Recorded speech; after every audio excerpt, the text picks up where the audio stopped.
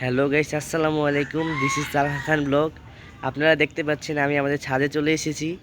এই পাশে আপনারা দেখতে পাচ্ছেন মাশাল্লাহ আমাদের কাছে বেশ কয়েকগুলো ড্রাগনের ফুল এসেছে। এদিকে দুটো ফুল ফুটে গিয়েছে, কালকে রাত্রে আমরা এগুলো পরাগায়ন করেছি।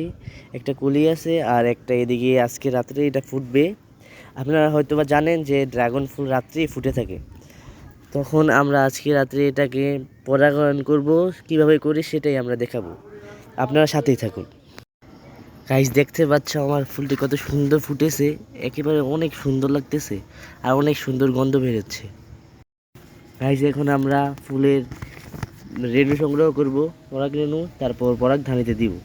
এটাই হলো পরাগায়ন করা।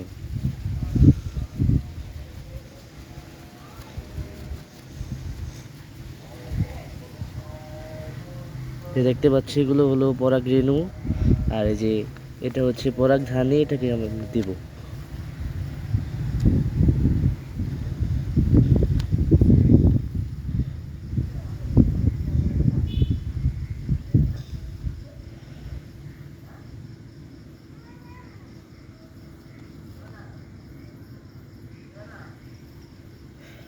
আমাদের দেওয়া এতটুকু দিলেই হবে, আর দেওয়া লাগবে না।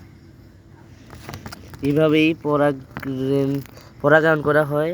পরাগায়ন করা হলে তারপর এই ফুলটার নষ্ট হওয়ার চান্স কম থাকে এবং ফলটা অনেক বেশি ভালো এবং বড় হয়। আসসালামু আলাইকুম, আজকে বিদায় নিচ্ছি।